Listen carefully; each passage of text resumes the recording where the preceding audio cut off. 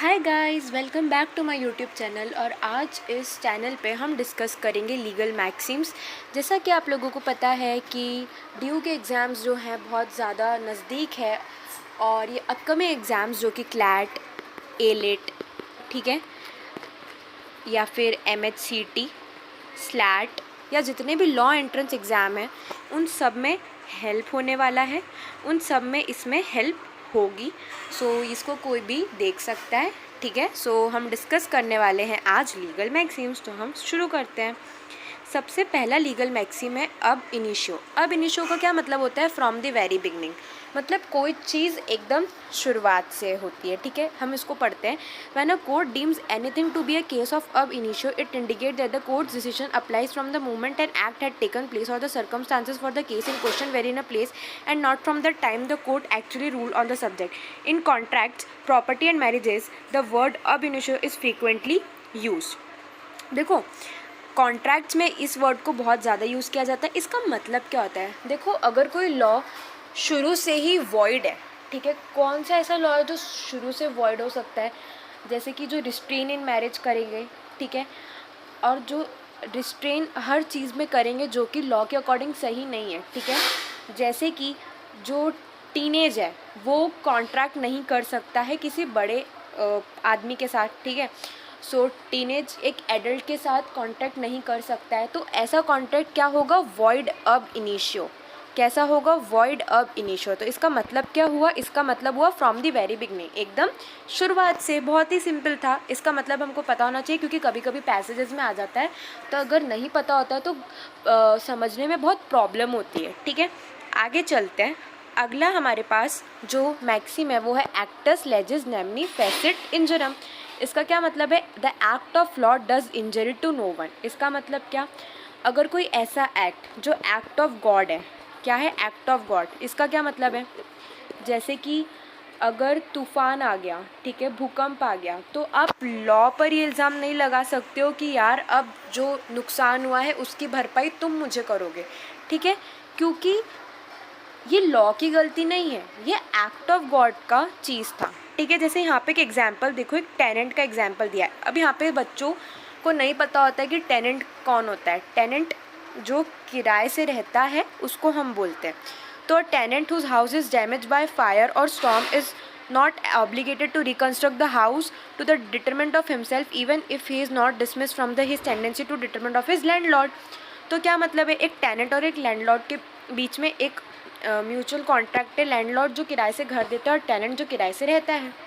अब क्या हुआ? वहाँ पे कुछ भी स्ट्रॉम आया, बारिश तेज़ आई, या उसके या कोई फायर अनयूजुअल सी, ठीक है, घर में लग गई, तो इसमें टेनेंट रिस्पॉन्सिबल नहीं होगा। लैंडलॉर्ड टेनेंट को नहीं बोल सकता है चल भाई तेरी गलती है, मेरे को रिकन्स्ट्रक्ट करके दे।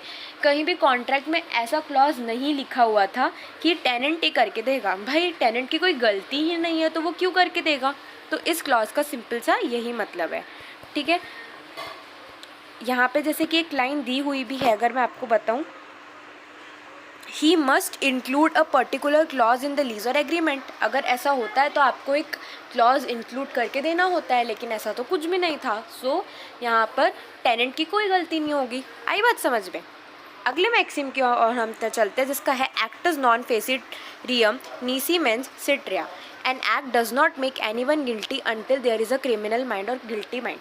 एक एग्जाम्पल से समझते हैं। जैसे एक है, मैं उससे, एक मेरी दोस्त है, ठीक है, मैं उससे बहुत जेलस हूँ यार कि ये इतना अच्छा कैसे कर लेती है पढ़ाई में, मेरे से तो इतनी अच्छी पढ़ाई होती नहीं। एक दिन इतनी इतनी इतनी जेलसी हुई कि मैं मन में सोचती हूँ काश मैं इसको मार दूँ यार, ठीक है, मैं इसको मार दूँ। तो अब जब तक मैं एक्शन नहीं लूँगी, ठीक है, अब सामने वाले को कैसे पता चलेगा कि मैं उसके बारे में सोच रही हूँ उसको मारने का? जब मैं एक्शन लूँगी, ठीक है, जैसे ही मैंने उसको मार दिया तब तो मुझे सज़ा मिलेगी, लेकिन अगर मैं माइंड में ही सोच रही हूँ तो मुझे कोई पनिशमेंट कैसे मिलेगी? क्योंकि सामने वाले को कैसे पता चलेगा, ठीक है। तो जब तक क्रिमिनल इंटेंट ना हो, ठीक है, किसी चीज़ के पीछे, तब तक इट्स नॉट अ क्राइम, ठीक है। जैसे कि हम और भी एग्जाम्पल ले सकते हैं। फ्रेंड वाला ही ले लेते हैं। मैं बहुत जेलस हूँ उससे, लेकिन इसका मतलब ये तो नहीं कि मैं उसको मारना चाहती हूँ, ठीक है। सो ये कॉन्सेप्ट भी यहाँ पे लग सकता है। जब तक आपके पास क्रिमिनल माइंड नहीं है, ठीक है, तब तक आप गिल्टी नहीं हो। फिर एक्ट्री इनकमिंग एनस प्रोबेंडी, इसका क्या मतलब होता है? The burden of proof lies on the plaintiff. Plaintiff कौन होता है? देखो, दो टर्म होती हैं, एक होता है प्लेंटिफ और एक होता है डिफेंडेंट। प्लेंटिफ वो जिसके साथ गलत हुआ है, डिफेंडेंट वो जिसने गलत किया है, ठीक है। तो अब हम जो बर्डन ऑफ प्रूफ है कि भाई तू प्रूफ कर कि तेरे साथ गलत हुआ है, तो जिसके साथ गलत हुआ है ना उसको ही प्रूफ करना रहता है कि तेरे साथ गलत हुआ है। सॉरी गाइस, मेरी मम्मी आ गई थी, मेरे को हंसाती रहती है। हाँ, तो जिसके साथ गलत हुआ है उसको ही प्रूफ करना रहता है।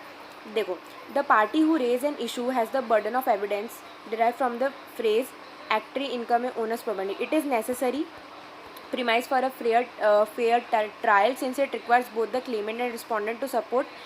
तो भाई अगर तेरे को लगता है कि तेरे साथ बुरा हुआ है तो तू उसका प्रूफ ला, इसका सीधा सा सार, ठीक है ना। Civil case the court conducts the investigation but the plaintiff is responsible. Plaintiff की जिम्मेदारी है भाई तू प्रूफ दे, तेरे पास एविडेंस है, एविडेंस दे, तेरे पास एविडेंस है तो बस। तो इस मैक्सिम का यही मतलब हुआ। हमने डिस्कस करा 4 से 5 मैक्सिम। अगर आपको वीडियो पसंद आई है तो लाइक करें, अपने दोस्तों के साथ शेयर करें।